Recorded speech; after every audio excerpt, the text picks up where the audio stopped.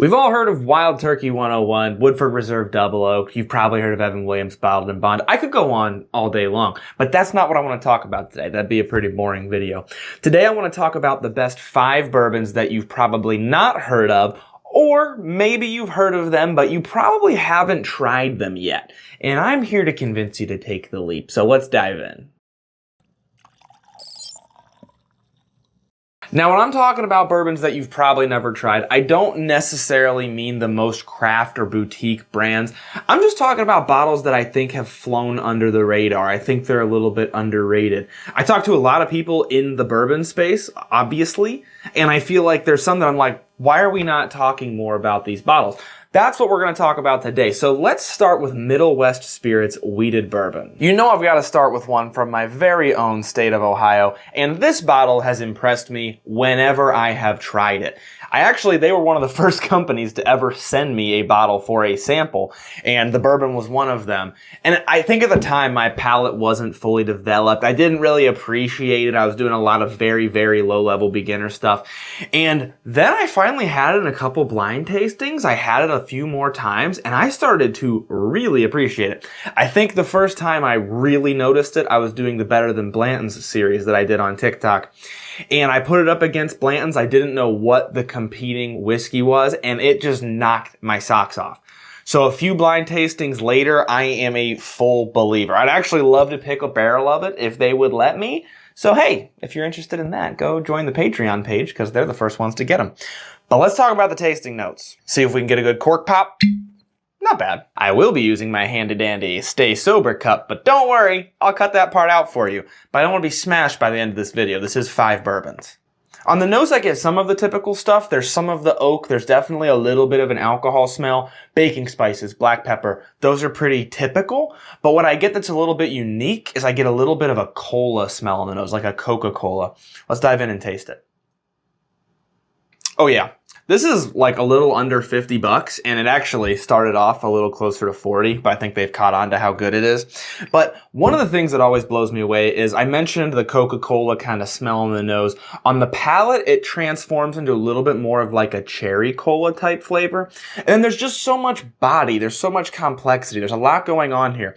You get a little bit of the alcohol kick, but I can forgive that because it's a little bit unique and it has so much complexity in that like 50-ish dollar price range. This is definitely one that you can just keep on your shelf, and when you're in the mood for it, you know it's not going to disappoint. Plus, Middle West Spirits is grain to glass, so they're doing all the distilling of this in-house.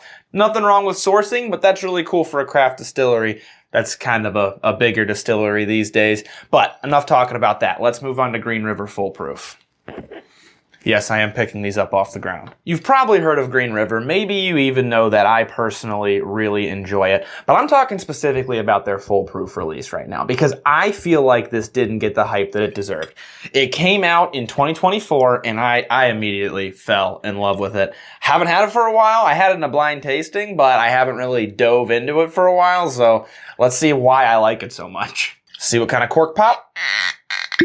That's a nice one. I love when it squeaks like that. Oh yeah, this goes a totally different direction than the last one. This one, you've got like a grassy scent to it. Definitely some caramels and some vanillas to sweeten it out a little bit. And I think that grassiness comes from, this is their rye mash bill. So if you don't know, Green River does a rye mash bill and a wheat mash bill. So the rye has 21% rye. In the wheat, they take out all of that rye and they put in 21% wheat. This one is made with the rye mash bill, which gives you like this nice grassy nose to it, a little bit like a fresh cut hay. Let's dive into the palate. It's been a while. This is around 50 bucks. So for me, I'm expecting somewhere between like middle shelf and special occasion.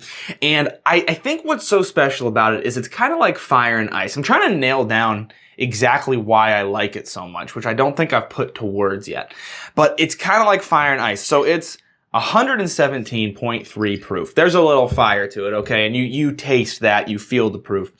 And then when I say fire, I also mean there's black pepper. There's that rye spiciness to it.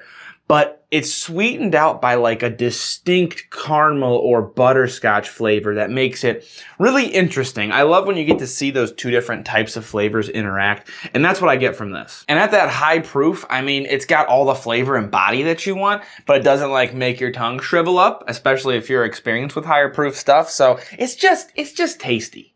Okay, moving on to the Brothers Bond Regenerative Grain. Hear me out on this one, because maybe you're like me.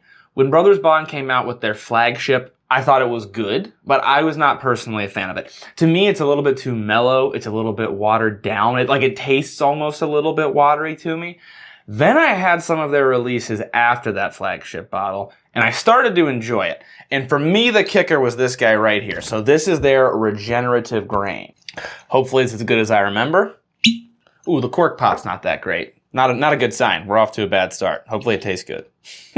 Ooh, on the nose, we've got more charred notes than those last couple. Those white sugars are turning more into brown sugars here. A lot darker of a smell to it. Cheers. I don't know what caused the flagship to taste watery to me, but this one has way more flavor. It's got a little bit of like that charred flavor from the nose carries through into the palate. It's almost a touch nutty. And then there's some black pepper, enough to like be exciting, but like not hateful. It's a little bit less body than the last one because we're only talking 95 proof. So the Green River was 117 proof.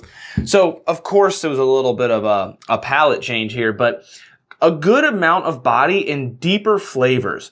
Burnt sugar, not white sugar. Like I said, charred oak, not just like a light woodiness. It's just got more character. And maybe I just had low expectations, but I really enjoyed this when I first tried it. We need to talk about price range because this is about $60. For me, that is creeping up on special occasions. So whether or not you want to keep this as a special occasion bottle really depends on if you like the notes that I just described. But I do think it's worth trying, especially if that first release scared you away like it did me. This is a totally different experience than their flagship. We will move on to this next one, but first make sure you like and subscribe if you're enjoying this video because there's plenty more where this came from. Let's talk about Cooper's Craft Barrel Reserve. Okay, I feel like people do know about this one, but I also think people hear about it and they're like, okay, cool. And then they just never try it because it's in that really accessible, like $30-ish range. And I think it just totally flies under the radar. Cork pop. Nice one. This is probably the best example for me of a heavily oaky bourbon in this price range. Now we're talking in this kind of like budget accessible type price range. I can't think of a bourbon with a more clean, oaky type flavor in this price range. I can't clarify that enough. If you think you know one, please comment it below because I am a big fan of oaky bourbons. On the nose, I almost get like a banana. Some of the alcohol does come through, which I'd probably expect in this price range. But definitely some of that oak comes through as well. And like I said, it's almost banana. It's kind of unique. Oh yeah. Take a drink every time I say oaky, but don't actually do that. But this has it, man. There's some cinnamons. The wood comes through. You've got a little bit of a vanilla, but almost more of like a dried fruit or maybe a dark fruit. It's deep. It's rich. I will say, for only 100 proof, it's got a little bit of an alcohol to it, but it's in like the $30 price range. Very budget friendly. In that price range, I think all I really care about is like, does it taste good? And I think this passes that test with flying colors. And it does so while being oaky without being super duper bitter, which I'm impressed by. Milam Greene Unabridged. This is the one that I have actually tasted the least on this list, which means it's therefore the one I'm the most excited to taste and talk about. We're all going to be surprised here. We don't know what's going to happen. But I tried this for the first time at the Kentucky Bourbon Festival, and I was impressed by it. I liked it. Your palate gets super burnt out at KBF because you're just trying all these different whiskeys. But then when I got this bottle, I tried it with a cigar. I tried it by itself. Loved it. Tried it with a cigar, really, really loved it. And I think that's where it really earned my respect. So I can't wait to dive in a little deeper. Oh yeah, and this is volume 3, 118 proof. Let's see what kind of a cork pop we'll get. Ooh, not squeaking. Nice pop at the end.